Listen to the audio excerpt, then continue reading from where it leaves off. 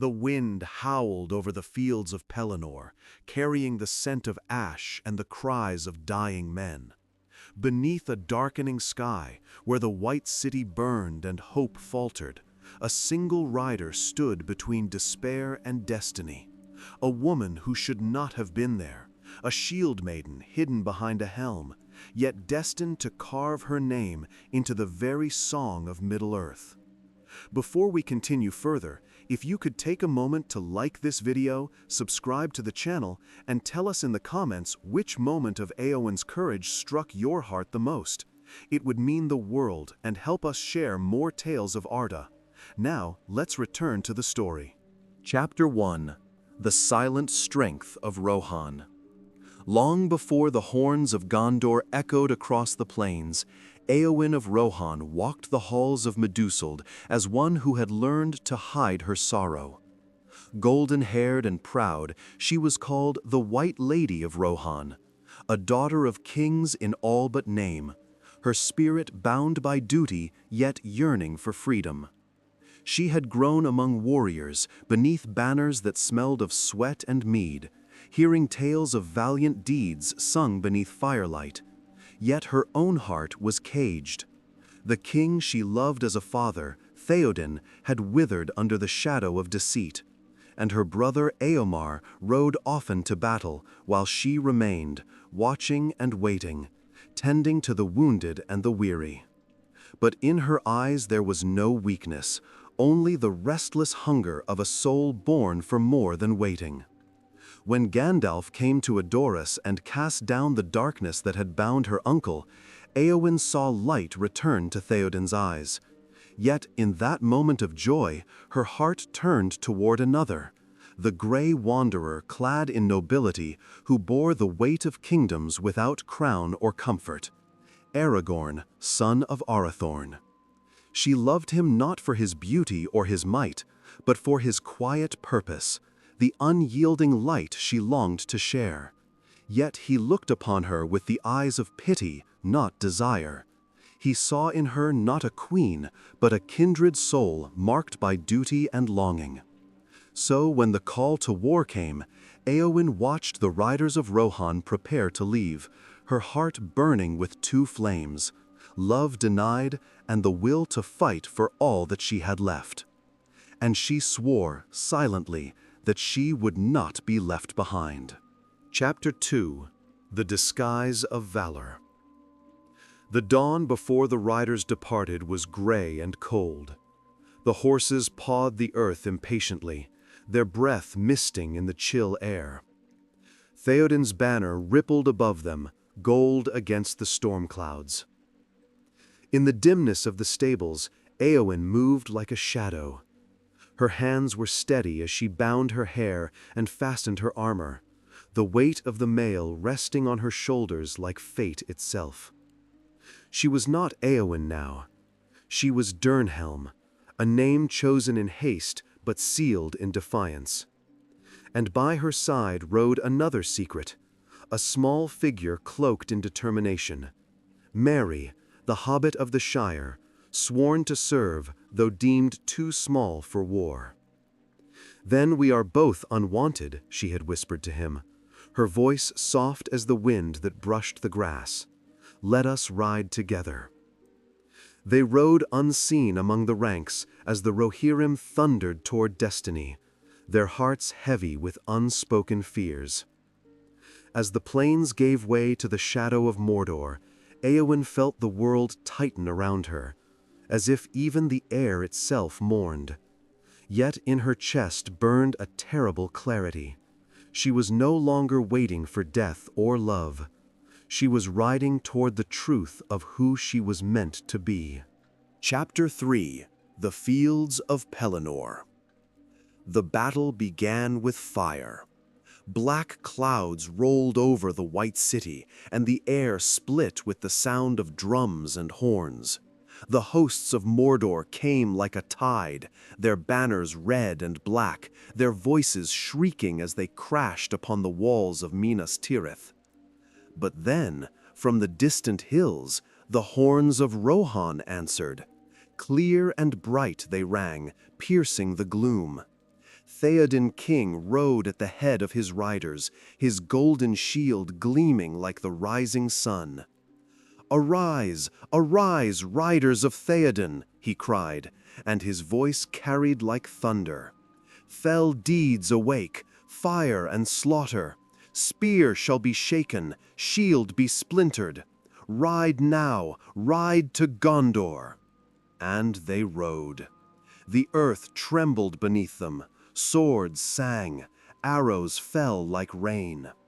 Éowyn, Durnhelm, felt the chaos break around her. Blood and smoke filled her lungs, but she rode unflinching, her blade flashing through the press of orcs. Merry clung behind her, small yet steadfast, the courage of hobbits burning bright even amid ruin. Then, like the shadow of despair made flesh, came the Witch King of Angmar. The Lord of the Nazgûl, clad in darkness, mounted upon a monstrous beast with wings like tattered storm clouds. His cry froze the blood of men.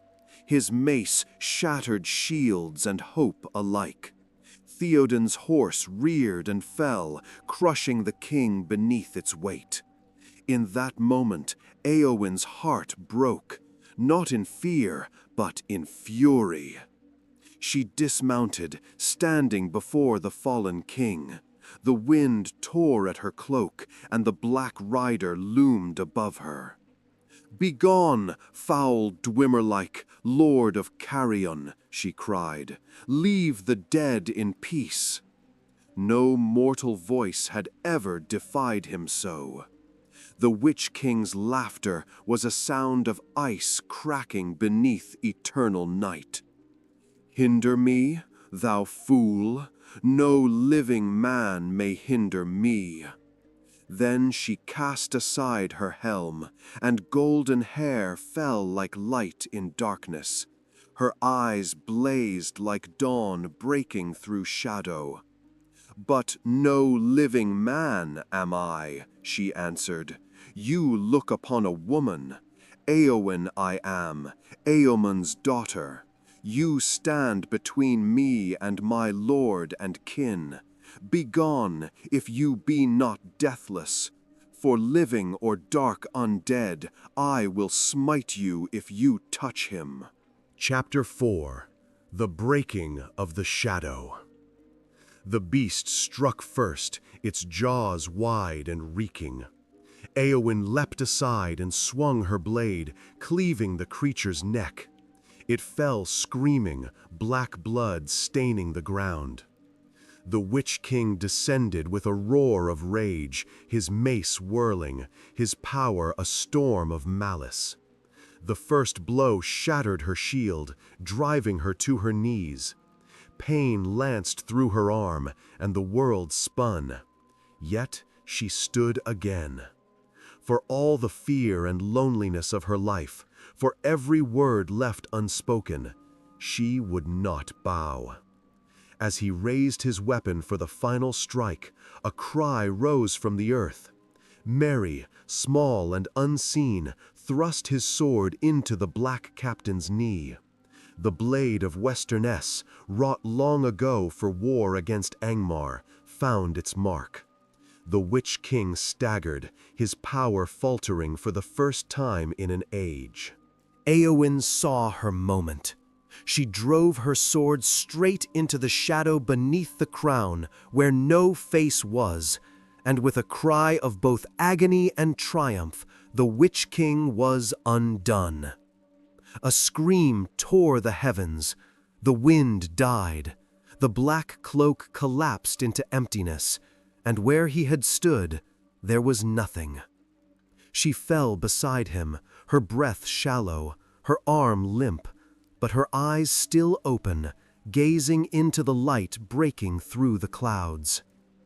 And so fell the Shieldmaiden of Rohan, who had defied prophecy and ended terror. Chapter 5. The Dawn After Darkness.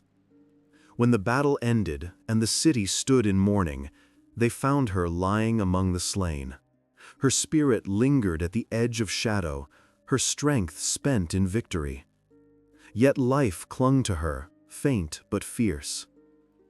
In the houses of healing, she awoke to a quiet world, sunlight streaming through the windows, the sound of water running through the gardens. Beside her sat Faramir, son of Denethor, gentle, noble, bearing sorrow and wisdom. He spoke softly to her, not as one who pitied, but as one who understood the cost of war and the ache of loneliness. "Do not seek death in battle, Éowyn," he said, "for even in defeat there may be healing."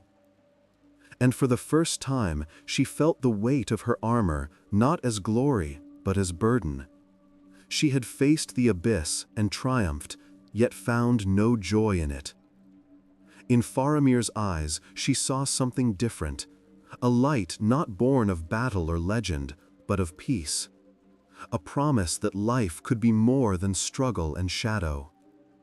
When the war was done and the shadow defeated at last, she laid aside her sword. She became not a warrior of wrath, but a healer of the wounded, the White Lady of Ithilien, where spring returned to the land. Chapter 6. The Legacy of Courage. Ages passed, and the song of Éowyn lived on, not as the tale of one who loved a king or slew a wraith, but as the story of a heart that would not yield. In the halls of Rohan, children still speak her name when they lift their wooden swords, dreaming of courage. In Gondor, her likeness stands beside the heroes of men, her gaze turned not toward war, but toward the dawn. For in the end, Éowyn's victory was not merely the death of the Witch King, it was the defiance of despair itself. She proved that strength is not born of power or prophecy, but of will, and that even the smallest or most forgotten soul can change the course of the world. And though time has softened her name into legend, the wind over the fields of Pelennor still whispers her truth. I am no man. If this tale of the Shieldmaiden has stirred your heart, traveler, ride with us again through the legends of Middle-earth, from the fall of Númenor to the last light of Valinor. For the songs of Arda never truly end. They only wait to be heard once more.